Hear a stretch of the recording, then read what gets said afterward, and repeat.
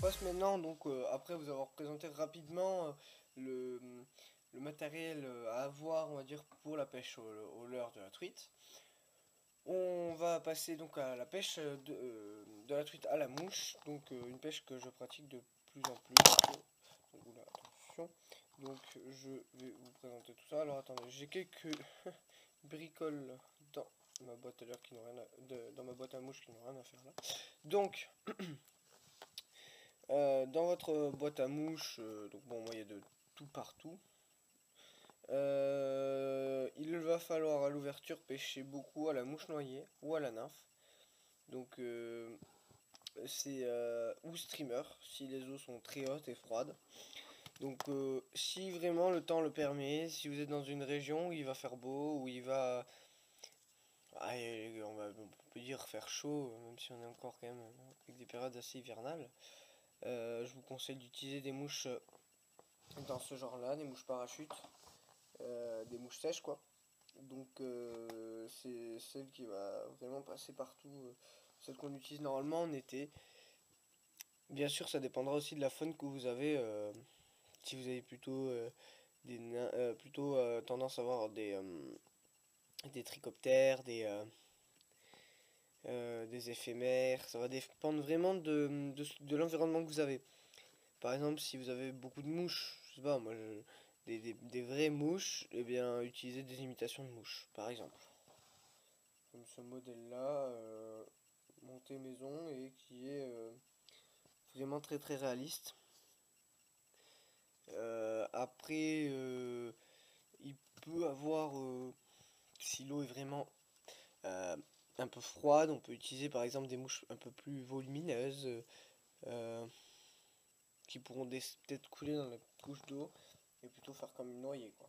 Ça est vraiment assez grosse comparée à une mouche traditionnelle, vraiment assez volumineuse. Après, on peut utiliser très bien aussi donc les streamers, plutôt de petite taille. Donc ce genre de petit streamer passe vraiment bien. Donc en plus, on peut pêcher avec un streamer aval ou amont, ce qu'on ne peut pas faire avec d'autres mouches, parce qu'il n'y a pas de dragage. Bien sûr, un poisson peut nager à contre-courant, alors qu'une mouche ne peut pas le faire.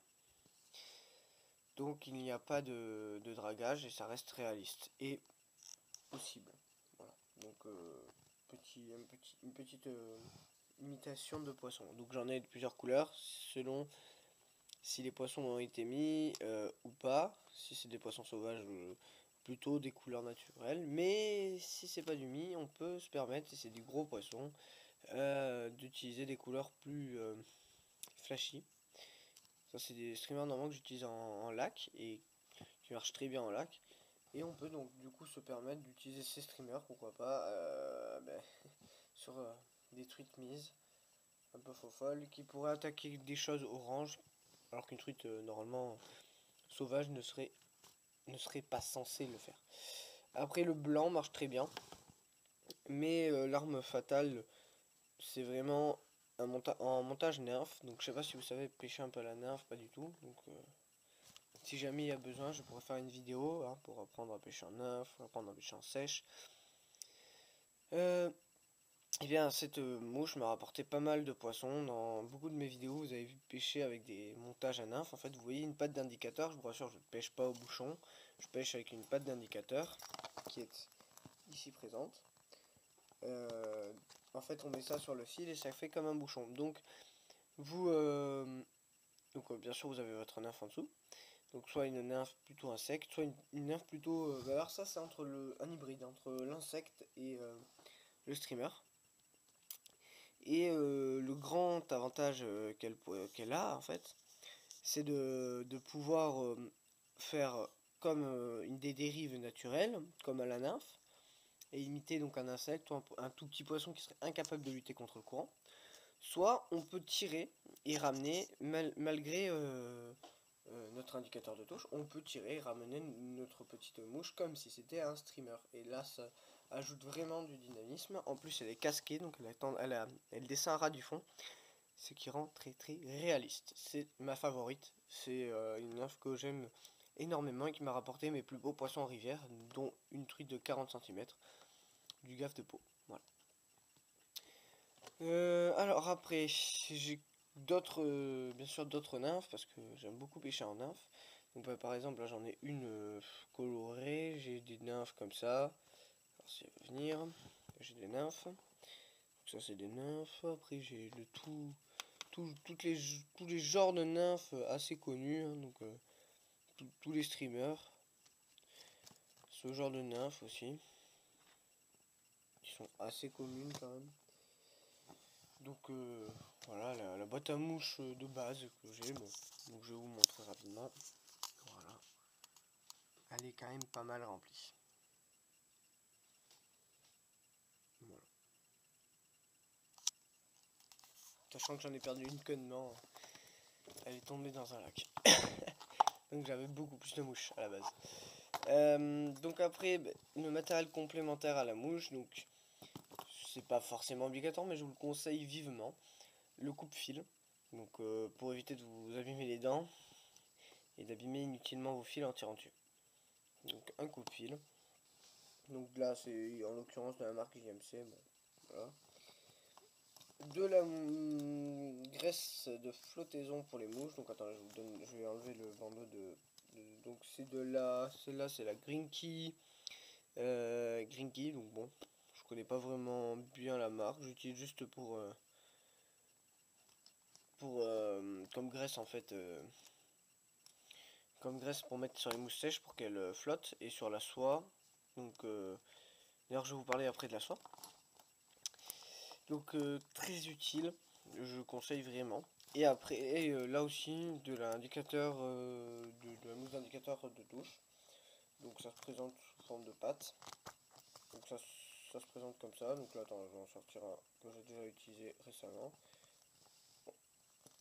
Bon, je vais en prendre là. Et vous mettez ça sur votre fil. Vous l'enroulez sur votre fil, vous faites une boule et puis vous faites ça sphérique pour que ça soit quand même facile à lancer, assez aérodynamique. Et puis après ça flottera et en plus ça peut soutenir votre nymphe au niveau que vous souhaitez. Donc voilà. Donc ça c'est la pâte à avoir aussi de base. Hein. C'est rien de plus simple. Voilà. Je crois que j'ai fait le tour pour le matériel à la mouche. Je vous montrerai donc je vais vous montrer d'ici quelques minutes le moulinet et bien sûr la canne à pêche. Voilà. Donc allez, du coup on se retrouve pour la canne à mouche. Donc j'utilise une canne à mouche dont la marque est disparue et qui doit bien avoir 20 ans. Donc c'est une canne à mouche qui appartenait à mon grand-père. Donc voilà, pas une fameuse canne à mouche type GMC ou Airflow. C'est prévu que je m'en offre une, mais pour l'instant je suis encore sur un ancien modèle qui m'a permis d'attraper beaucoup de poissons. Et donc j'ai une grande histoire avec. Donc mon moulinet c'est un K7 69 de chez JMC. Donc là par contre j'ai pas laissé sur la qualité, hein. C'était vraiment le moulinet qu'il fallait avoir je pense pour avoir de la grande qualité, c'était vraiment cette marque. Donc après j'ai un mât de ligne, donc j'ai une soie d'été. Donc j'ai plusieurs soies, mais donc là, la soie qui est montée dessus c'est une soie d'été de la marque Witchwood. Après dessus donc j'ai bien sûr un backing, bon ça c'est pas très utile mais bon voilà c'est parce que si je pêche en réservoir donc le backing je l'ai juste pour gonfler la bobine. C'est un moulinet largeur bord à frein avec un frein bien sûr. Donc le bas de ligne que j'utiliserai je pense à l'ouverture ça sera je descendrai pas en dessous de 14. En période d'été je descends jusqu'à 12 hein, mais au-delà je trouve ça inutile et trop dangereux pour les poissons. Si vous cassez et vous laissez la mouche dedans, c'est pas chouette pour le poisson. Voilà. Donc je vous conseille vivement cet ensemble. Après la canne vous ne la retrouverez jamais. Parce que ça n'existe plus, la marque est disparue. Donc voilà. Mais je vous conseille l'ensemble moulinet, Witchwood et après j'utilise comme pour forme ligature du Maxima. Enfin comme badline j'utilise comme fil du Maxima et du Camoufil. Et je me fais moi-même mes badlines parce que c'est plus facile du coup d'entretien. Voilà. et que j'ai appris depuis toujours en fait à faire des bas de ligne moi-même, donc voilà, j'ai jamais acheté. Donc un excellent ensemble et de grande qualité que je conseille vivement. Voilà, après avec tous les conseils que vous avez reçus, j'espère que vous ferez une bonne ouverture de la truite. Que ce soit à la mouche, au leurre ou bien au toc, qui est une technique que je ne connais pas. Voilà. Eh bien, merci de me suivre encore. Je tiens à remercier, mais cette fois, c'est les 64 abonnés que j'ai atteints récemment sur la chaîne. C'est en train de monter, c'est juste hyper encourageant pour moi. Je m'y attendais vraiment pas à atteindre les 64 abonnés. Pour moi, c'était quelque chose d'impossible. C'est un truc, enfin, c'est quelque chose de fou qui m'arrive et du coup, j'ai vraiment envie de continuer. Ça me motive. Je remercie, même si j'écorche peut-être son nom, Enersozor, qui est quelqu'un qui me suit depuis pas mal de temps, et je remercie aussi tous les autres abonnés qui me suivent sur cette chaîne.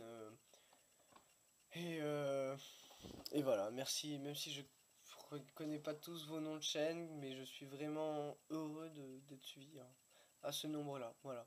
Merci encore et à bientôt pour une nouvelle vidéo.